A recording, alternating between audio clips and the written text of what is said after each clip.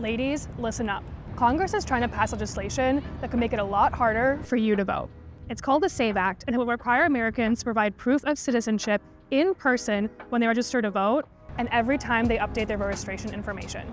For most Americans, this would mean either presenting a passport or a government-issued photo ID with their birth certificate.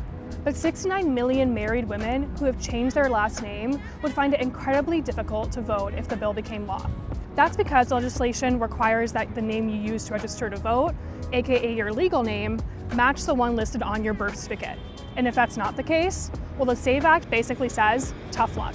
The legislation does not guarantee that you could show a marriage license or name change documentation with your birth certificate in order to prove your eligibility. It basically leaves the fate of 69 million women up in the air. The bottom line is, the SAVE Act treats women as an afterthought and does not consider our right to vote sacred. And whether it's by intent or sheer incompetence, legislation would disproportionately hurt women. Oh, and get this, when advocating for the SAVE Act, supporters of the bill defended it by saying the process for married women would be a real pain, but one that millions of women are used to. To be clear, that's what supporters of the bill had to say about it.